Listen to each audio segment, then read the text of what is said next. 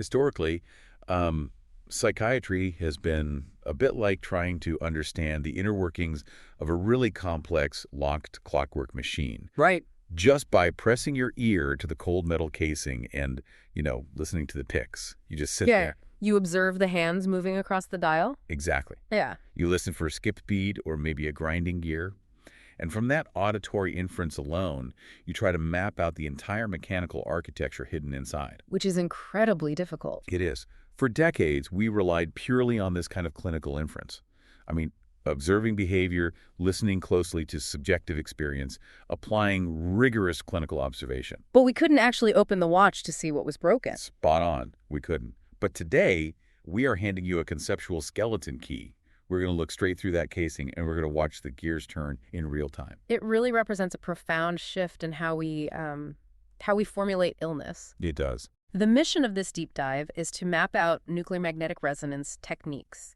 Specifically, we'll be diving into magnetic resonance imaging, so MRI, which gives us the anatomical structure. Right, the hardware. Yeah. And then magnetic resonance spectroscopy, or MRS, which gives us the actual living chemistry. It's software, essentially. Exactly. We are moving from inferring unseen psychological processes to actively visualizing dynamic biological systems. Which is a massive leap. It is. I mean, we're no longer just looking at a scan to rule out a massive tumor before diagnosing someone with psychosis. Right. We are increasingly using imaging to characterize the underlying pathophysiologic processes across a whole spectrum of psychiatric disorders. Which brings us to the core anchor of what we do as clinicians, really. Psychiatry is the study of how brain, mind, and experience interact. And how that process can go entirely wrong. Yes, exactly. But to truly understand the clinical meaning of a symptom, say the memory loss in dementia or the emotional blunting in schizophrenia, we first have to understand the physical mechanism beneath it.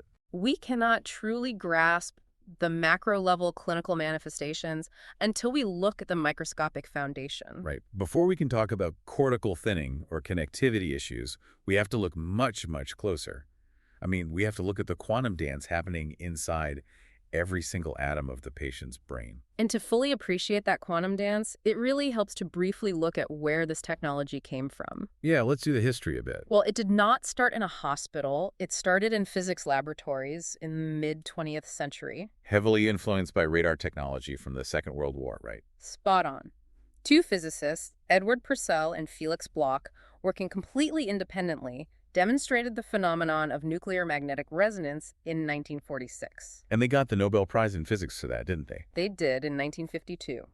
Then, Richard Ernst developed the Fourier transform application. Which we will definitely talk about later, because that's crucial. Oh, absolutely vital. That allowed us to actually make sense of the complex signals. And then later, in 1969, Raymond Damadian made a really crucial observation. What was that? He noticed that cancerous tumors had different magnetic resonance relaxation times compared to healthy tissue. Right. So that seems like the crucial light bulb moment. It really was. The moment it transitioned from pure physics to a potential diagnostic tool. It was the bridge, yeah.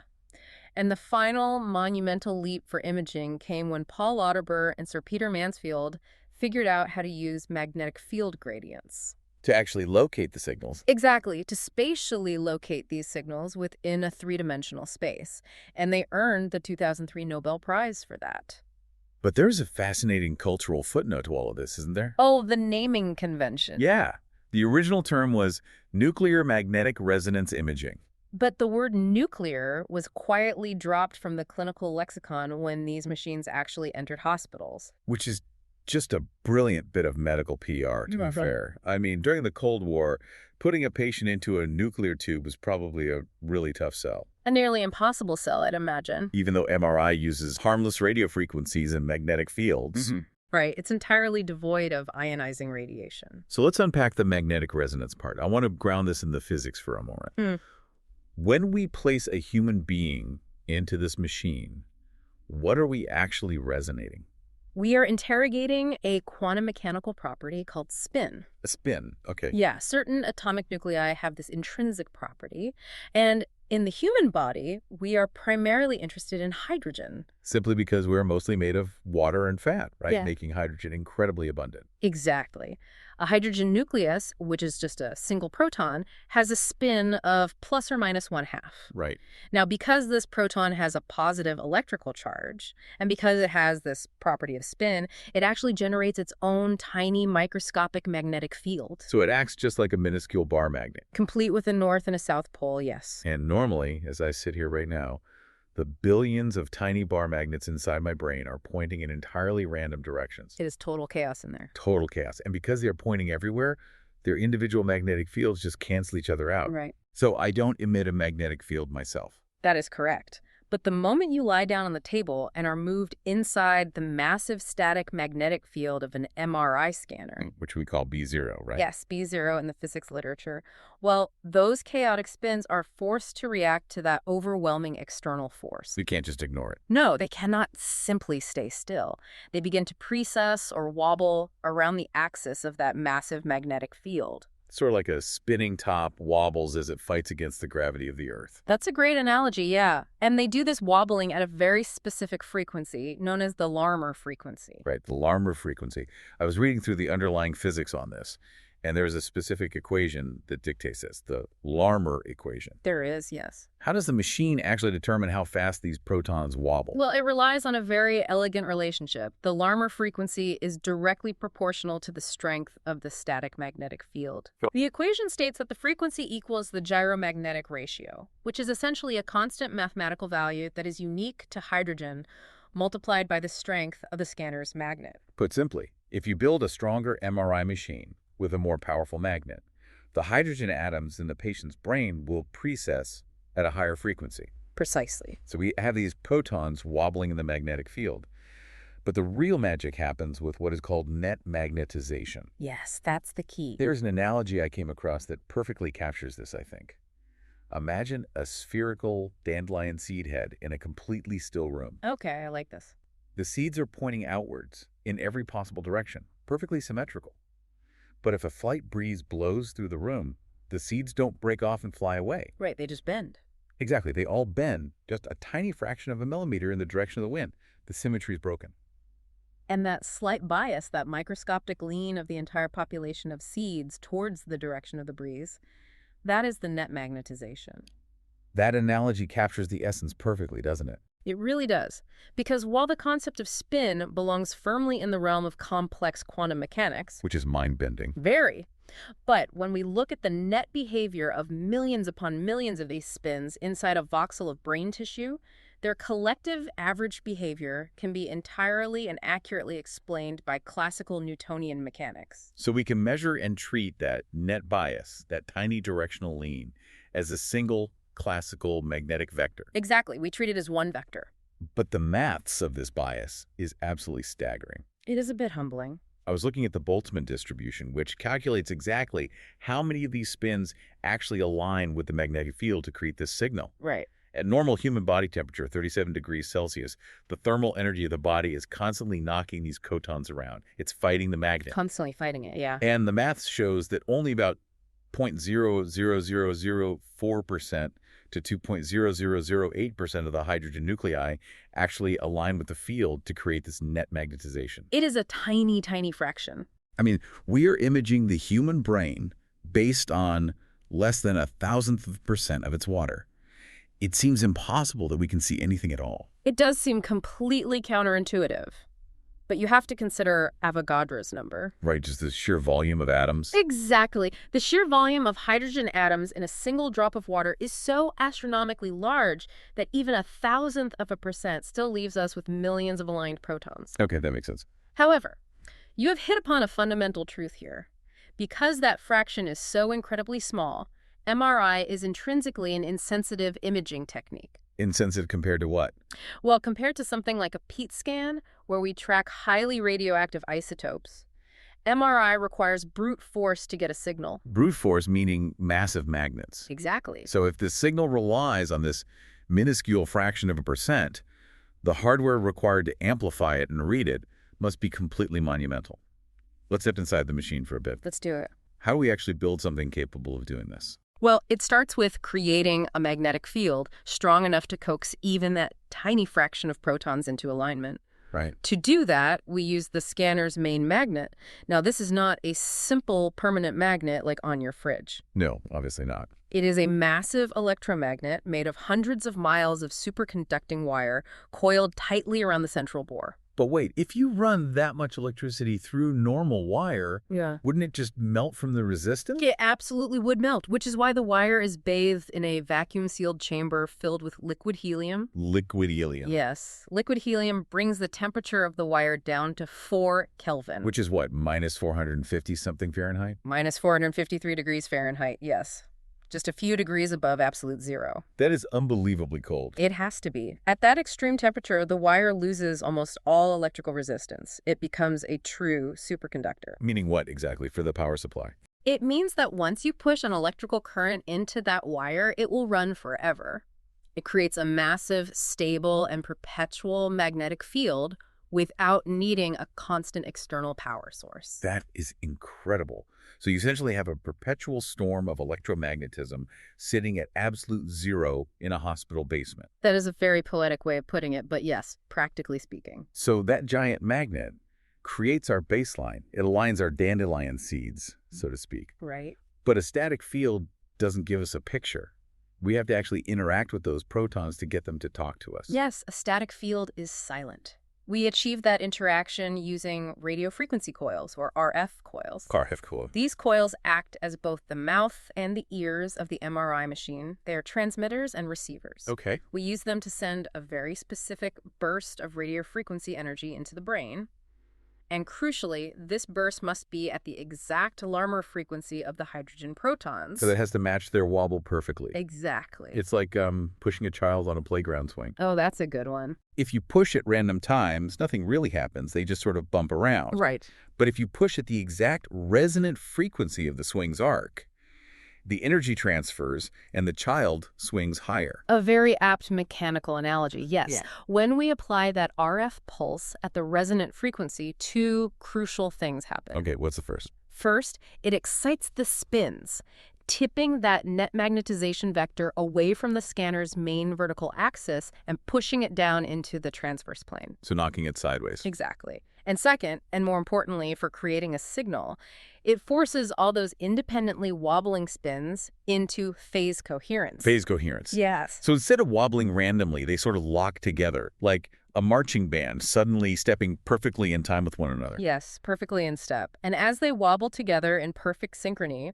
their combined rotating magnetic field cuts across the wires of the receiving RF coils. Which induces a current. By Faraday's law of induction, yes. A moving magnetic field induces an electrical current in a wire. So those spinning protons generate a tiny, fluctuating microvolt electrical signal. Which the coil receives, amplifies, and sends straight to the computer. Okay, let me make sure I've got this sequence right. So the main magnet aligns them. Yes. The RF coil knocks them sideways and forces them into a synchronized march. Right.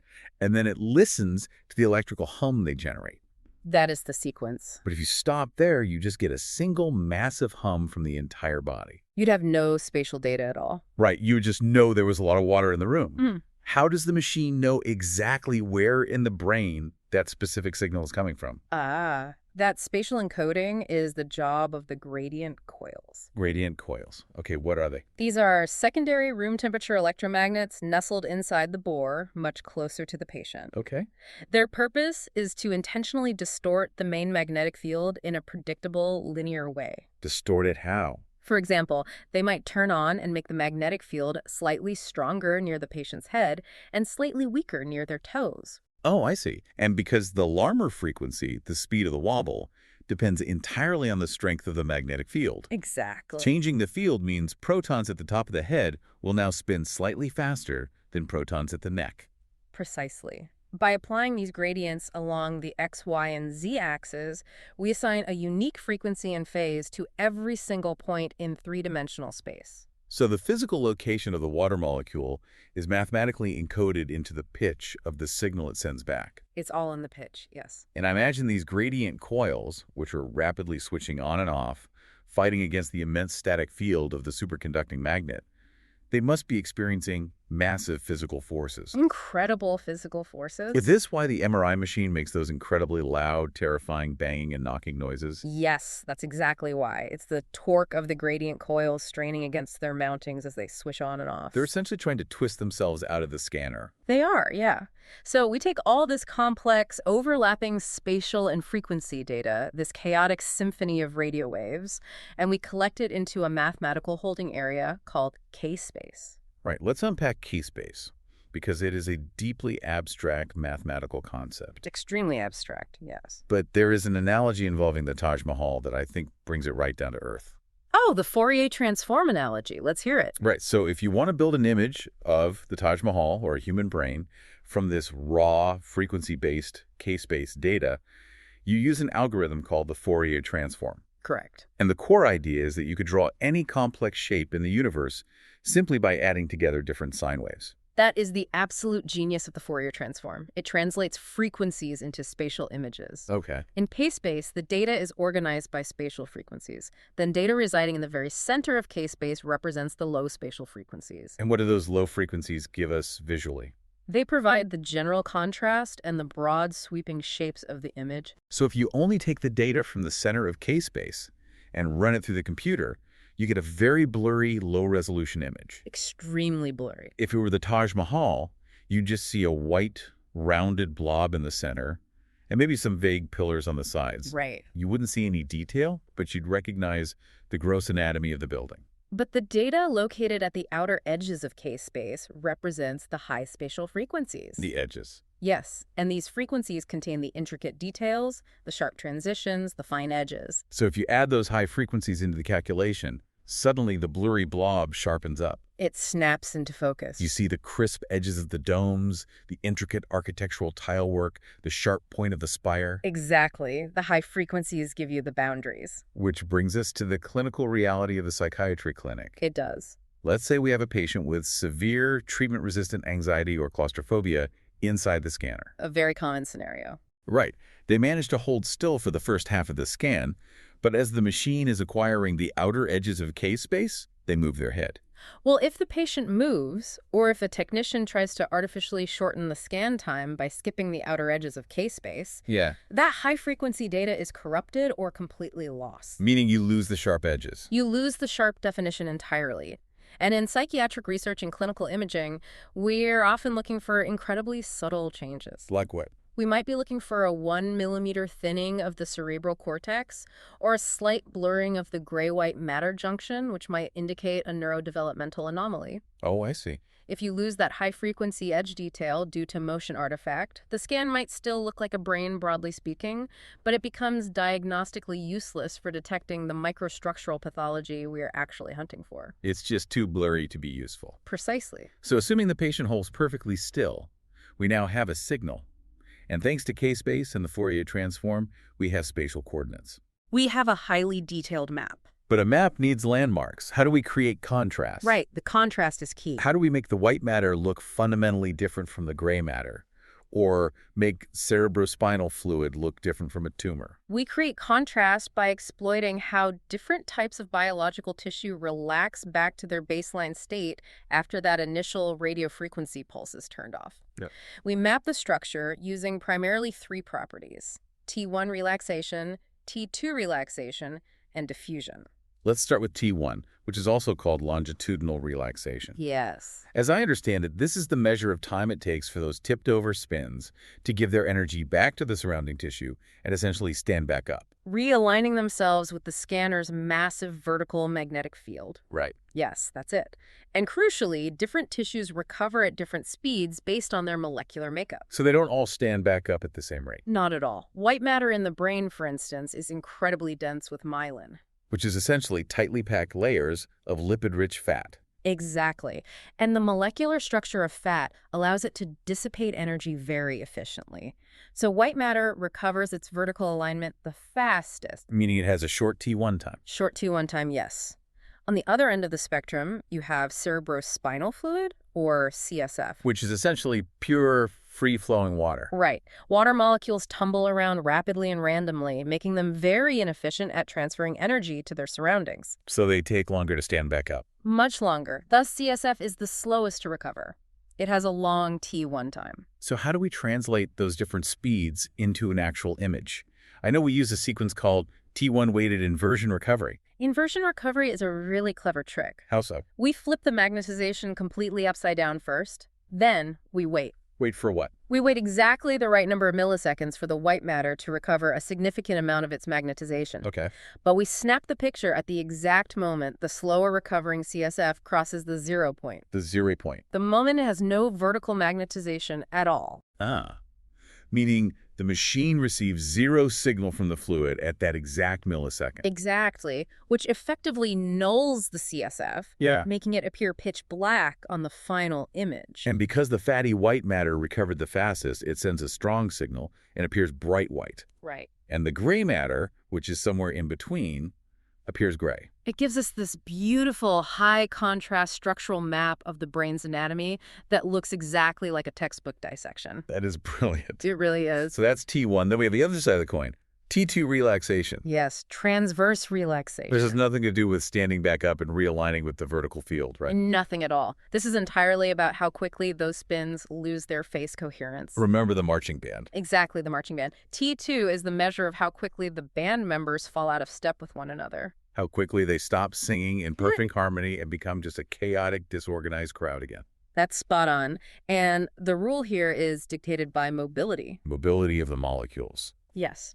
In rigid, structured environments like dense cellular tissue or bone, the water molecules are restricted. Right. They bump into each other constantly, transferring energy and knocking each other out of phase very rapidly. So they lose coherence quickly. Yes. So they have a short T2 time.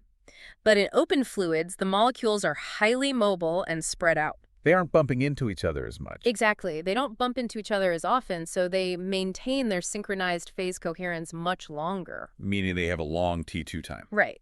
Therefore, if we wait a longer time before taking the picture, which is a T2-weighted scan, the signal from the rigid tissues will have already faded away to black. But the fluids will still be singing loudly. Yes, the fluids stay bright. Which is absolutely vital clinically, isn't it? Incredibly vital. If a clinician is looking for an acute multiple sclerosis lesion, or edema so swelling and fluid accumulation around a stroke or a brain tumor, they will order a T2-weighted scan, or a variant like FLAIR. Right, and that excess pathological fluid will light up like a bright white beacon against the darker background of healthy brain tissue. Exactly. It makes pathology very obvious.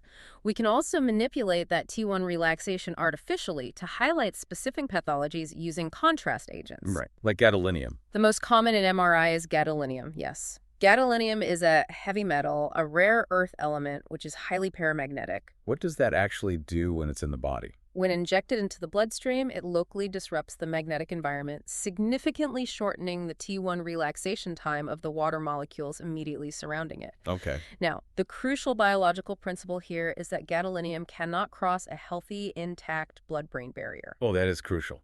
So if I have a perfectly healthy brain and I receive a gadolinium injection, the contrast agent just circulates safely inside the blood vessels of your brain and is eventually filtered out by your kidneys. it never touches the actual brain tissue. Right. But if a patient has a highly aggressive brain tumor or an active area of severe inflammation, Those pathologies create chaotic, poorly formed, leaky blood vessels, don't they? exactly, the tight junctions of the blood-brain barrier are broken. The barrier is disrupted. So the gadolinium leaks out of the microvasculature and literally pools in the extracellular space of the tumor tissue. And because the gadolinium shortens the T1 time of the water in that specific spot, That tissue recovers its signal incredibly fast. it becomes intensely, unmistakably bright on a T1-weighted scan. Yes.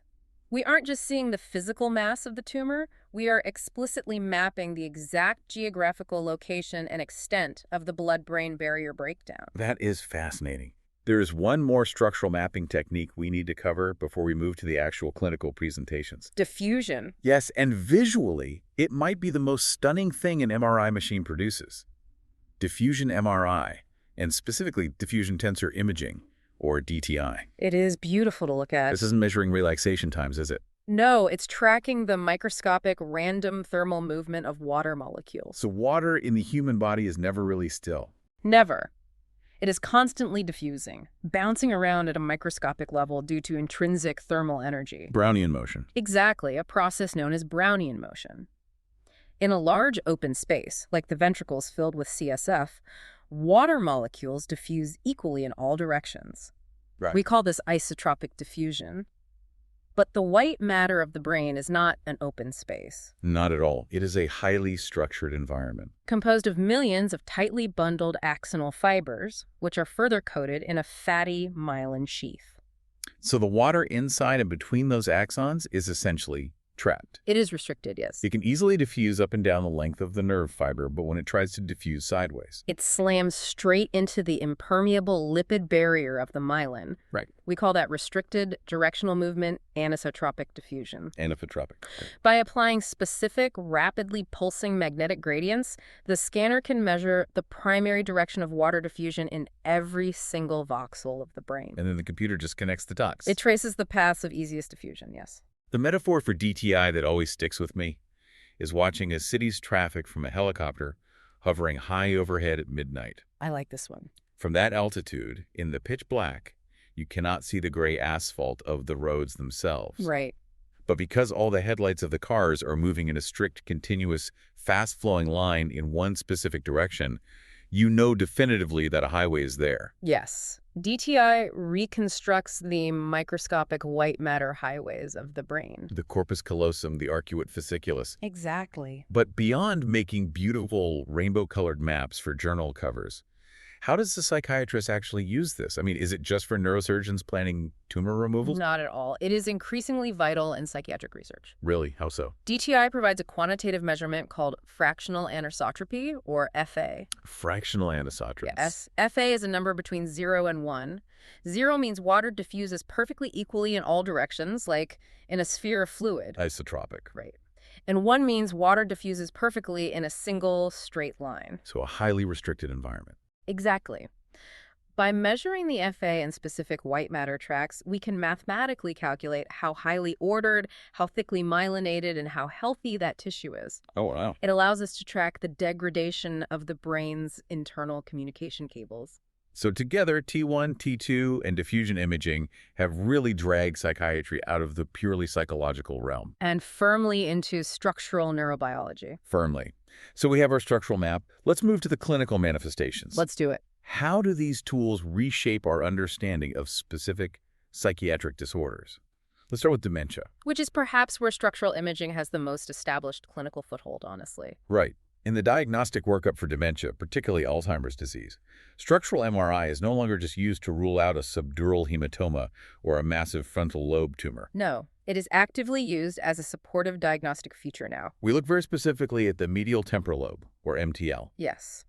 This region houses the hippocampus, which is the brain's primary engine for memory consolidation. And the hippocampus is uniquely and devastatingly vulnerable early in the Alzheimer's disease process, isn't it? It is. Atrophy there is a hallmark sign. And what makes the MRI so powerful here is that it can map the trajectory. It catches the rate of change over time. That's the key, longitudinal tracking. Right. If you look at prodromal Alzheimer's, the very early stages, sometimes before the clinical memory deficits are severely impairing, the MRI shows an accelerated loss of tissue. We see up to a 5% loss in total brain volume per year. 5%.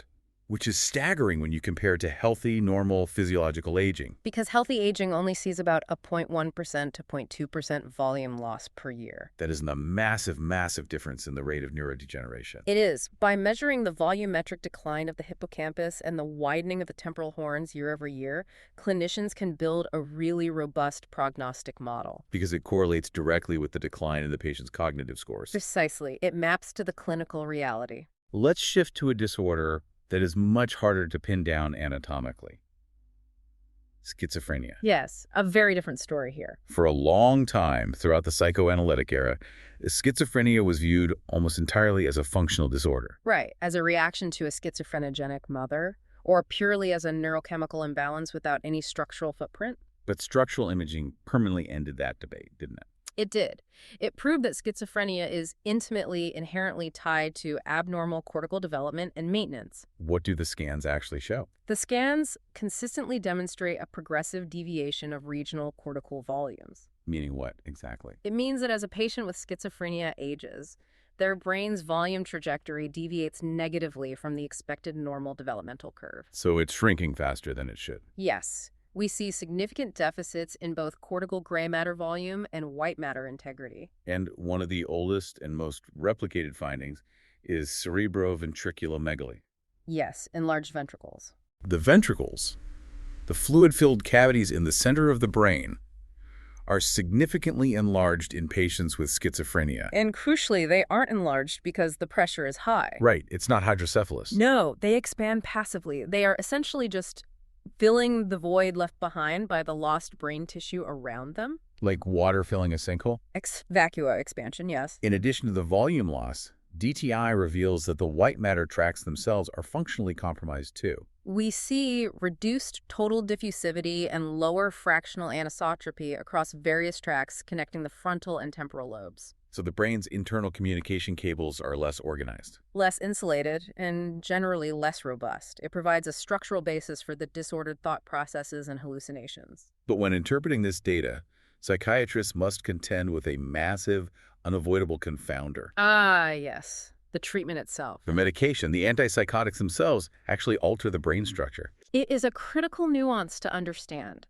When we look at long-term, longitudinal structural data for patients with schizophrenia, we are forced to disentangle the degenerative effects of the disease itself from the iatrogenic effects of our treatments. That sounds incredibly difficult. Give me an example. Well, for example, older, first-generation typical antipsychotic medications which heavily block D2 dopamine receptors. Like haloperidol. Yes.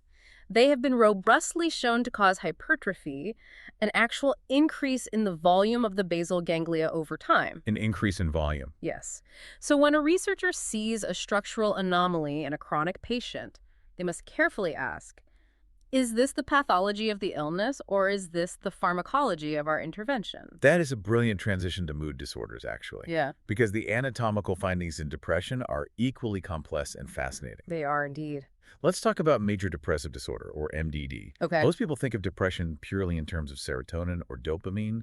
What does an MRI actually show us? The most robust and consistently replicated finding in structural imaging for MDD is, again, related to the hippocampus. Really? The memory center again? Yes. Large-scale meta-analyses show an average volume reduction of 8% in the left hippocampus and up to 10% in the right hippocampus in patients with chronic, recurrent MDD.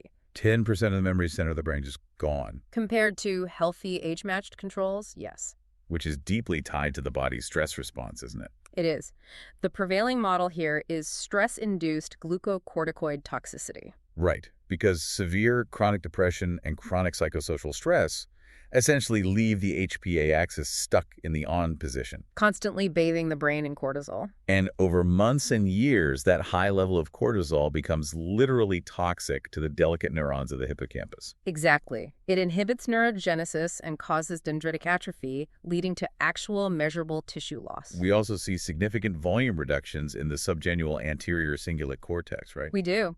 And that's a region intimately involved in regulating emotional responses to stress. But the age of onset also dictates a very different structural picture, doesn't it? It does, significantly so. If we look at late-life depression, Meaning a major depressive episode that arises for the very first time in an older adult, perhaps in their 60s or 70s. right, we see a heavily linked structural marker on T2-weighted fluid-sensitive scans. We see widespread white matter hyperintensities, or WMHs. These are those bright white patchy spots scattered deep in the white matter on the scan, right? Yes, exactly. They indicate areas of chronic microvascular damage, ischemia, or silent mini-strokes deep in the brain's tiny perforating arteries. And this finding was so prominent that it fueled an entire etiological framework, didn't it? The cerebrovascular hypothesis of depression. Right. It suggests that this accumulating vascular damage disrupts the critical frontostriatal white matter circuits. The cables connecting the deep emotional centers to the frontal regulatory centers. Exactly. The structural disconnection directly causes the depressive symptoms, which is why these late-onset patients often respond quite poorly to standard SSRI antidepressants. Because it's not a serotonin issue. It's a structural wiring issue. Spot on. I think it is vital we pause here to highlight the clinical reasoning, the actual day-to-day job of the psychiatrist. Absolutely. Because you don't just order an MRI, look at the radiologist's report, see a slightly smaller hippocampus, and declare to the patient, I have visualized your depression. You absolutely do not. And this is a very common misconception among patients and even some junior clinicians. Right. We do not diagnose major depressive disorder or schizophrenia simply by looking at volumetric data. The overlap between healthy populations and disease populations is just too great. Because a perfectly healthy person might just naturally have a smaller hippocampus. Exactly. Instead, we use this structural data to understand the underlying vulnerability. It helps us understand why a patient might be struggling with cognitive flexibility or emotional regulation. Yes. We use it to build a neurodevelopmental or neurodegenerative formulation of the illness. It contextualizes the symptoms. And speaking of understanding vulnerabilities and trajectories, the neuroimaging findings regarding alcohol use disorder are just incredible. They are both devastating and remarkably hopeful. We have known for a century that severe chronic alcohol abuse causes massive gray and white matter loss. Particularly devastating in Wernicke-Korsakoff syndrome. Right, where the nutritional deficiency of thiamine compounds the alcohol toxicity, Right. leading to hemorrhages in the mammillary bodies and severe amnesia. Yes. But I want to extrapolate on the much more hopeful finding regarding recovery. When a severe alcoholic stops drinking and maintains extended sobriety, the brain actually heals. It does. The volume loss partially reverses. And crucially, it isn't just rehydration of the tissue, as we historically assumed, it is actual tissue recovery. It is a remarkable demonstration of adult neuroplasticity. What do the longitudinal scans show? Longitudinal MRI studies tracking abstinent patients show that the structural integrity of the white matter tracts begins to improve first, usually within weeks to months. So the wiring repairs itself first. Yes, and this is followed by a slower, steady recovery of cortical gray matter volume over months and years of sustained abstinence. The brain physically rebuilds its compromised architecture. That is amazing. It is. However, the data also highlights a terrifying vulnerability. Adolescence. The developing brain. Heavy binge alcohol exposure during adolescence disrupts the ongoing structural neurodevelopmental process. The natural pruning of synapses and the myelination of tracts. Exactly. Alcohol insults during this critical window leave structural deficits that are significantly more permanent and much more difficult to recover from than equivalent alcohol exposure in a fully mature adult brain. Because the scaffolding itself was built poorly. Spot on. Okay, so we've mapped the hardware of the brain. We can see the cortical thinning, the white matter highways, the atrophy, the toxic damage. But psychiatry isn't just about static hardware. No, it's about the software running in real time. If a patient is actively hallucinating or caught in a ruminative depressive spiral, looking at the static anatomy isn't enough. We need to catch the brain in the act of thinking. We need to map the function. Which brings us to the realm of fMRI, or functional magnetic resonance imaging. Yes. Unlike structural MRI, which maps anatomy, fMRI attempts to map neural activity, but it relies entirely on a very specific, somewhat counterintuitive physiological phenomenon, doesn't it? It relies on bold contrast, blood oxygen level dependent contrast. How does bold actually work to show us thinking? Well, it hinges on the unique magnetic properties of hemoglobin, the iron-rich protein in our red blood cells that transports oxygen. Right. When hemoglobin drops off its oxygen payload to the brain tissue to fuel cellular metabolism, it becomes deoxygenated. Right. And deoxygenated hemoglobin is highly paramagnetic. Meaning what for the magnet? It acts as an internal contrast agent, actively disrupting the local magnetic field around it. Okay, I follow. This disruption shortens the T2 star relaxation time of the surrounding water, which reduces the MRI signal and makes that specific spot darker on the scan. So if we follow the basic logic, Yeah. a specific region of the brain, say the visual cortex, starts working very hard. Yes. The neurons fire rapidly, they consume more oxygen, they strip the oxygen from the local blood supply, creating a massive local buildup of deoxygenated hemoglobin. Right. Therefore, the signal in the visual cortex should drop. It should get darker. But paradoxically, that is exactly the opposite of what actually happens on an fMRI scan. That is the beautiful paradox of the neurovascular coupling that creates the bold D signal. Explain that. When a region of the brain becomes highly metabolically active, the vascular system massively overcompensates. Overcompensate. Yes. In anticipation of the energy demand, the local arteries and capillaries rapidly dilate and rush a massive surplus of freshly oxygenated blood into the area. It's like turning on a kitchen tap to fill a glass of water, and a high-pressure fire hose blasts out instead. Precisely. The sheer volume of fresh, oxygen-rich blood completely overwhelms the area, washing out and flushing away all the deoxygenated hemoglobin. And because the highly paramagnetic deoxygenated blood is pushed out of the capillary bed, the local magnetic disruption is suddenly removed. So the water molecules regain their phase coherence longer? Yes. And as a direct result, the highly active area appears significantly brighter on the scan. We are imaging the vascular overcompensation to neural firing. We are imaging the blood flow, not the electricity. Exactly. So how do we leverage this vascular fire hose to study a complex disease like schizophrenia? In schizophrenia, fMRI is heavily used to study functional connectivity, which brain regions fire together in resting states, as well as task-based activation. Let's look at task-based fMRI, specifically focusing on working memory, which relies heavily on the dorsolateral prefrontal cortex. This introduces the inverted U concept. This is a fascinating phenomenon. It really is. If you put a healthy control subject in the scanner and give them a very simple working memory task like remembering a 2-digit number for 5 seconds, their prefrontal cortex barely lights up. It handles it effortlessly. But if you put a patient with schizophrenia in the scanner and give them that exact same simple task, their prefrontal cortex shows hyperactivation. It lights up much, much brighter than the healthy control. Why? Because the underlying neural circuitry in the schizophrenic brain is functioning less efficiently. Right. To achieve the exact same behavioral outcome, remembering the simple number, the patient's brain has to recruit more neurons and expend significantly more metabolic energy. They are working harder just to meet a baseline cognitive demand. Exactly. But then as the researcher makes the working memory task harder and harder. The healthy control's prefrontal cortex seamlessly ramps up its activity to meet the escalating demand. The signal gets brighter. But the schizophrenic patient's prefrontal cortex hits a physiological ceiling prematurely, doesn't it? Yes, and then the activation actually drops off. They show hypoactivation on the difficult tasks and their performance fails. And plotted on a graph, the activation looks like an inverted U shape. They redline the cognitive engine in first gear just to get moving, and when the task requires them to shift to second or third gear, the engine stalls. That's a great way to visualize it. Now, if we shift our application of fMRI to mood disorders like depression and anxiety, we are less focused on working memory and much more focused on the frontal limbic networks. These are the deep, complex circuits connecting the primitive emotional centers with the advanced cognitive control centers. Yes. The literature is full of acronyms here. The LTC circuit, the LCSPT circuit. Let's try to avoid the alphabet soup. Good idea. What are these circuits actually doing, and what does the fMRI show us when they break down in a depressed patient? Broadly, these circuits regulate our emotional responses to the world. In major depressive disorder, fMRI research has essentially coalesced around 2 dominant interactive models of dysfunction. What's the first model? The first is the bottom-up model.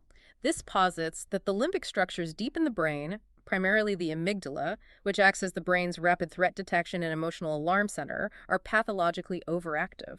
So in a depressed patient, the amygdala is hypersensitive to negative emotional stimuli. Like a sad face on a screen, yes. Yeah. And once activated, it stays metabolically active for far too long. The alarm's too loud and it won't turn off. Exactly. And the second model? The second is the top-down model. Yeah. This focuses on the higher-order cognitive regulatory centers, specifically the ventromedial prefrontal cortex and the dorsolateral prefrontal cortex. The VMPFC and the DLPFC. Right.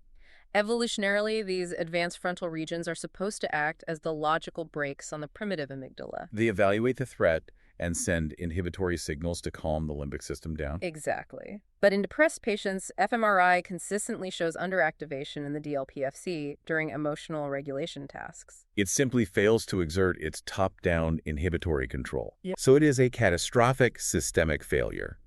You have a hypersensitive emotional alarm system screaming in the basement, and the logical cognitive brakes in the frontal lobe have completely failed to engage. That is the functional footprint of depression.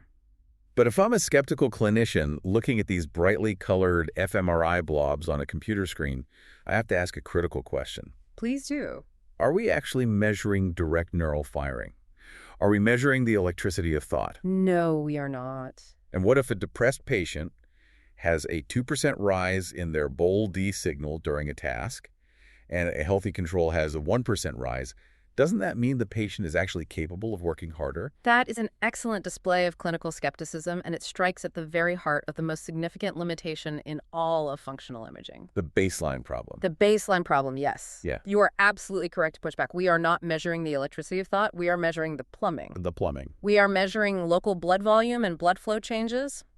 fMRI is a secondary indirect biomarker of neural activity. And it is fundamentally limited by the sluggish speed of the vascular response, isn't it? It takes seconds for blood to rush in, whereas neurons fire in milliseconds.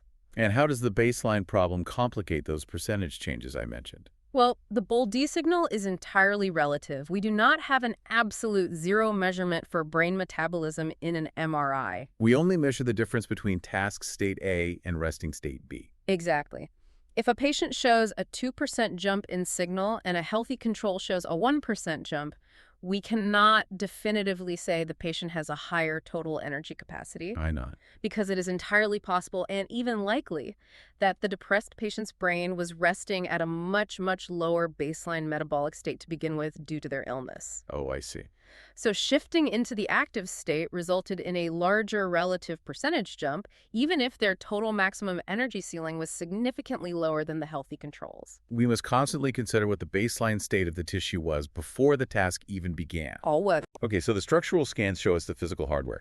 The fMRI shows us the vascular shadow of the software running. Right. But to get closer to the absolute biological truth, to get past the plumbing, to look past the water, and to interrogate the actual neurotransmitters and metabolic machinery driving the disease, we have to put down the camera and use a completely different tool. We have to move to magnetic resonance spectroscopy, or MRS. Yes. Magnetic resonance spectroscopy is how we identify and quantify specific neurochemicals in vivo. Safely inside the living human brain.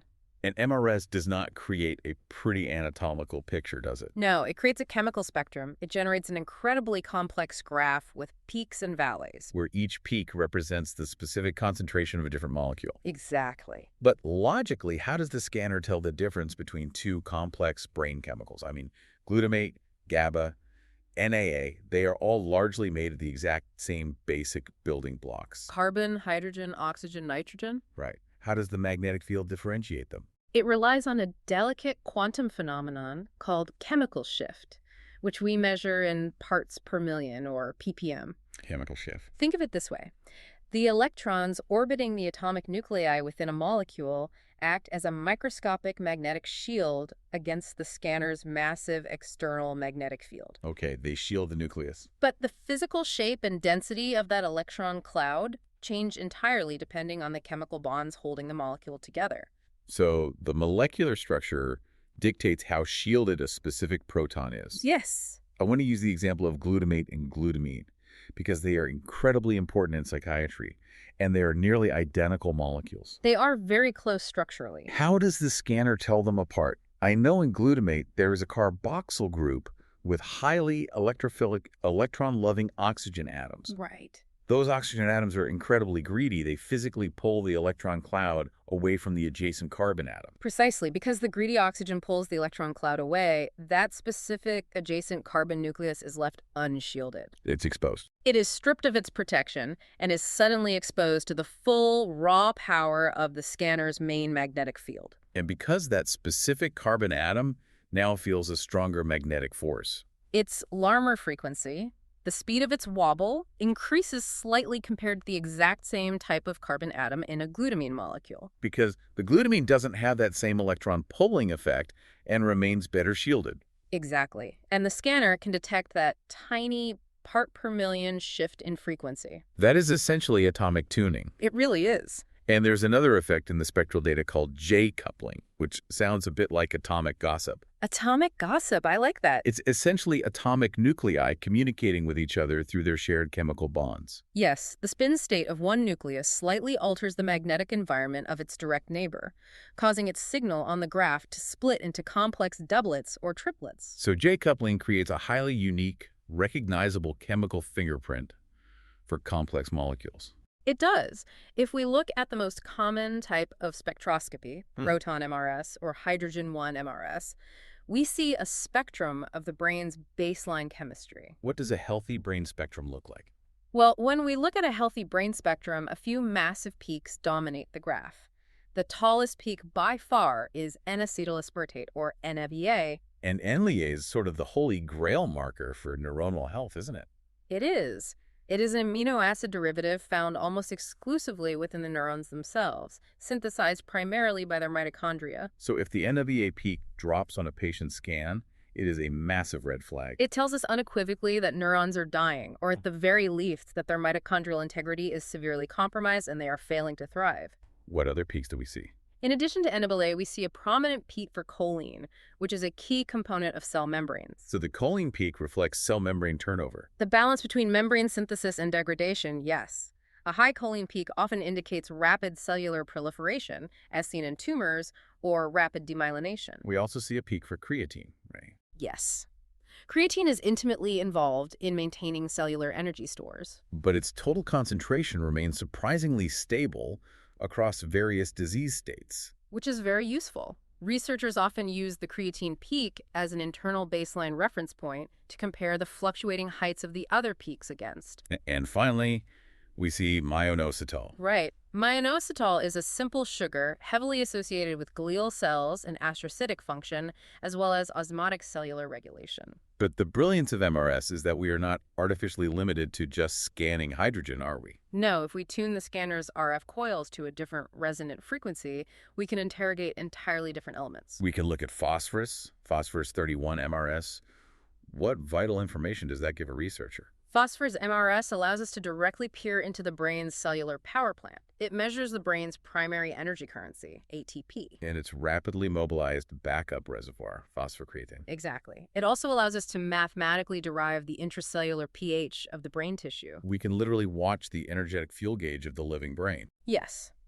If a patient suffers severe ischemia or acute metabolic distress, we can watch the phosphocreatine peak plummet on the graph, and the inorganic phosphate peak rapidly rise as the brain desperately burns through its energy reserves to survive. And if we want to go even deeper, if we want to trace the actual dynamic manufacturing lines of the brain's neurotransmitters, we use carbon-13 MRS. Carbon-13, yes. But carbon-13 is an incredibly rare, stable isotope in nature, making up only about 1.1% of all the carbon on Earth. Which, paradoxically, is its greatest experimental advantage. How so? Because the natural background signal of carbon-13 in the brain is essentially zero, we can conduct dynamic tracing studies. We administer an intravenous solution of glucose that has been specifically synthesized using carbon-13 atoms to the patient in the scanner. Right. And as the patient's brain actively consumes that heavy glucose for energy, we can watch the spectra minute by minute as those specific carbon-13 atoms are metabolized. Incorporated into the structure of glutamate and then subsequently enzymatically converted into the inhibitory neurotransmitter GABA. We can trace the precise rate of excitatory and inhibitory neurotransmitter synthesis and cycling in real time. There's also a very new cutting-edge technique emerging called DMI, or deuterium metabolic imaging. DMI is fascinating. The patient literally drinks a solution of heavy water where the hydrogen has been replaced by deuterium, creating deuterium-labeled glucose. It has virtually no background signal, and unlike traditional MRS, it isn't severely distorted by the magnetic inhomogeneities caused by the air in the sinuses or the dense bone of the skull. The literature notes it is proving fantastic for spotting the Warburg effect. Yes, the abnormal, highly rapid, inefficient glucose metabolism classically seen in highly aggressive brain tumors. It is a remarkable, highly robust tool. Very robust. So, if we pull back from the intense chemistry for a moment and connect this all back to the bigger picture of clinical psychiatric integration, Right. how is this chemical sniffing actually utilized to understand mental illness? Well, in schizophrenia, proton MRS has revealed a fascinating anomaly. What's that? In unmedicated first-episode psychotic patients, we often see low or normal levels of glutamate, but significantly elevated levels of glutamine. What does that suggest? It suggests a fundamental disruption in the complex glutamate-glutamine cycling pathway that operates between the firing neurons and the supportive glial cells. The brain is failing to clear and recycle its primary excitatory neurotransmitter efficiently. Exactly. And in the realm of neurodegeneration, in dementia, the spectral pattern is brutally clear, isn't it? It is. We see that massive progressive drop in the NAA peak, indicating widespread neuronal death. Paired simultaneously with a significant spike in the myonocytal peak, indicating reactive glial cell proliferation or inflammatory scarring in the wake of that death. It's like we have a highly trained chemical sniffer dog inside the scanner. We aren't just seeing the physical shape of the brain, we are watching it breathe, metabolize, and signal. It is a phenomenal window into the biology. But as with all incredibly powerful tools, as clinicians, we must be profoundly aware of the practicalities and the absolute limitations of placing our patients into these machines. Safety is paramount. And it is entirely unforgiving. Absolutely.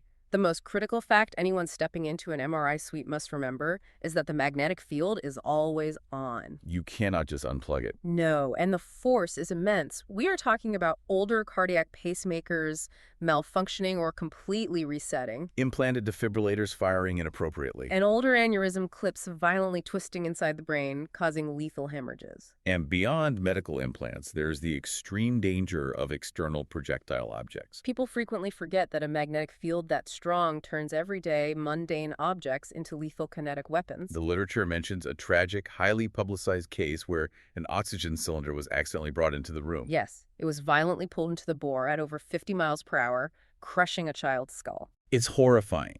Even something as small as a flying paperclip, a hairpin, or a metallic ballpoint pen can cause blinding, catastrophic eye injuries if it accelerates towards the magnet. Which is why patients and staff must be meticulously, obsessively screened. There's also the rare but terrifying hazard of a magnet quench, right? Oh, a quench. If the vacuum thermos holding the liquid helium fails, or if an emergency button is pressed, the liquid helium instantly boils into gas. It expands massively, expanding its volume roughly 700 times. And if the emergency venting pipe fails, that freezing gas floods the room, rapidly displacing all the oxygen, leading to asphyxiation, severe frostbite, and ruptured eardrums from the pressure wave. We also mentioned the gadolinium contrast risks earlier. They are rare, but they include severe anaphylaxis and a devastating, untreatable fibrotic skin and organ condition in patients with severe kidney disease. But beyond the physical safety protocols, there is the complex clinical reality of what we actually find when we look this closely at the human brain. We have to confront the profound ethical and practical issue of incidentalomas. Right.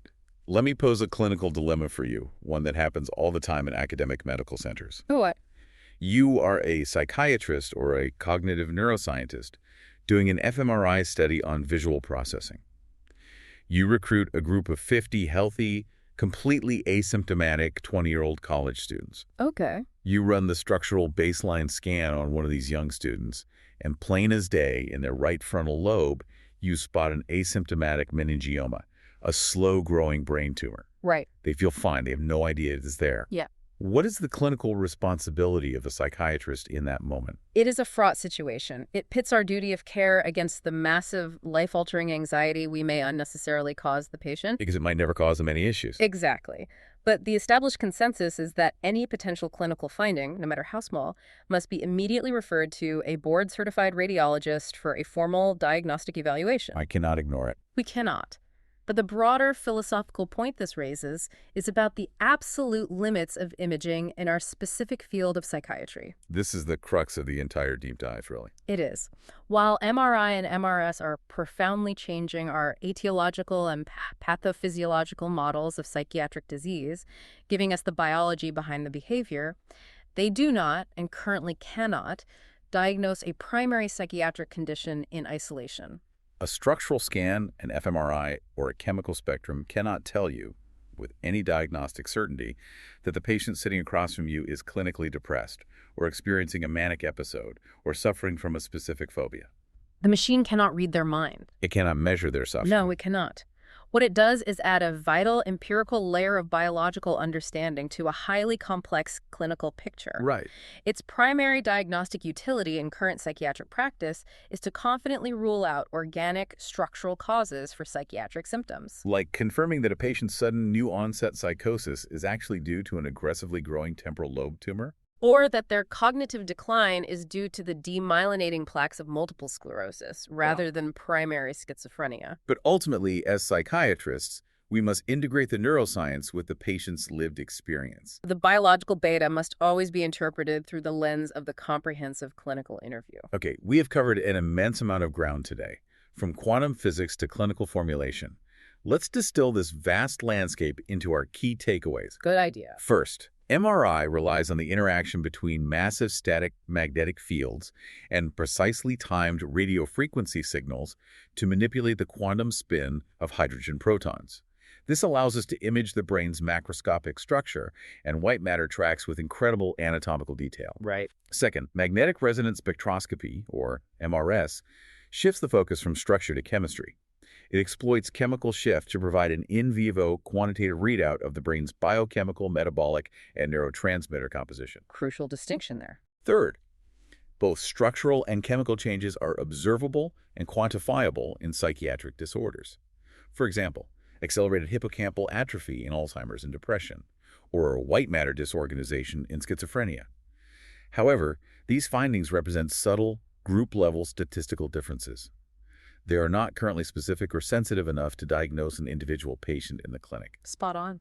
Fourth, neuroimaging is a profoundly powerful tool for biological insight and ruling out organic pathology, but it serves to enhance our understanding. It never replaces the foundational human-to-human clinical assessment. Those are the crucial anchors for clinical practice. This knowledge is most valuable when understood and applied in its proper multidisciplinary context. And to stress test that knowledge, let's pivot to a rapid-fire review for the clinicians and trainees listening. I'm going to throw 6 clinical scenarios or conceptual questions at you based on the material we've just covered. You give me the physiological answer. Ready? Question 1. You are looking at a structural MRI, and you notice the cerebrospinal fluid in the ventricles is pitch black, while the white matter is bright. Which intrinsic tissue property is most responsible for allowing us to null the fluid signal like this on a standard T1 weighted scan? The answer is a long longitudinal relaxation time, or long T1. Because the highly mobile water molecules in CSF take the longest time to realign with the main magnetic field, their signal can be perfectly timed and nulled using an inversion recovery sequence. Brilliant. Question 2. You are reading an fMRI study on working memory. In bold imaging, what exact physiological change directly causes the localized signal to actually increase and get brighter during a cognitive task? The answer is a decrease in the relative local concentration of deoxygenated hemoglobin. This is caused by the vascular system overcompensating and rushing a massive influx of oxygenated blood into the active area, washing away the paramagnetic signal-dampening deoxygenated blood. Question 3. A 70-year-old patient presents to your clinic with a first episode of severe depression. You order a T2-weighted MRI to rule out organic causes. Which specific structural finding on that scan is most consistently associated with this late-onset presentation, supporting the cerebrovascular hypothesis of depression? The answer is increased white matter hyperintensities, or WMMHs. These bright spots indicate chronic microvascular damage that disrupts the critical frontostriatal circuits regulating emotion. Question 4. You are reviewing a proton magnetic resonance spectroscopy, so a 1H-MRS report for a patient with suspected neurodegeneration. What is the most widely accepted clinical interpretation of a significant decrease in the height of the N-acetylaspartate, or NAA peak? The answer is compromised neuronal health, neuronal viability, or severe mitochondrial dysfunction. NAA is synthesized primarily in the mitochondria and is found almost exclusively within the neurons themselves. Question 5. You are evaluating an fMRI study of a patient with severe major depressive disorder who is attempting to perform an emotional regulation task. According to the standard top-down pathophysiological model of depression, which specific pattern of functional activation would you expect to see in the prefrontal cortex? The answer is decreased activation or hypoactivation in the dorsolateral prefrontal cortex, the DLPFC. The cognitive brakes fail to engage and inhibit the pathologically overactive amygdala. Question 6, final one. A neurosurgeon wants to map the exact trajectory of the arcuate fasciculus before operating. Which specific MR technique directly relies on measuring the restricted, highly directional diffusion of water molecules to map anatomical connectivity and white matter tract integrity? The answer is diffusion tensor imaging, or DTI, which provides the fractional anisotropy metric. Excellent. Which brings us finally to our closing thought for you to ponder. We open this exploration by talking about the locked clockwork machine and how we finally have a skeleton key to look through the metal casing. And it is true. We have mapped the intricate folding structure of the gray matter and the massive white matter highways. We have tracked the surging vascular blood flow of functional cognition. We've even sniffed out the shifting microscopic carbon atoms of glutamate neurotransmission in real time. We can see so much. But the ultimate frontier, the horizon we have not yet crossed, is bridging the explanatory gap. We must ask ourselves, how does a slightly longer T2 transverse relaxation time, or a tiny part per million shift in the electron shielding of a carbon atom, actually generate the subjective, crushing physical weight of clinical depression? How does an influx of oxygenated blood create the vibrant, emotional, resonant, lived experience of a childhood memory? We can see the invisible now. We can watch the gears turning with unprecedented clarity. But the mind itself, the actual music the machine makes, remains the ultimate uncharted territory. Here are the details of this episode. Nuclear magnetic resonance imaging and spectroscopy. Basic principles and recent findings in neuropsychiatric disorders. Byline. Seeing the invisible mapping structure and chemistry within the living brain.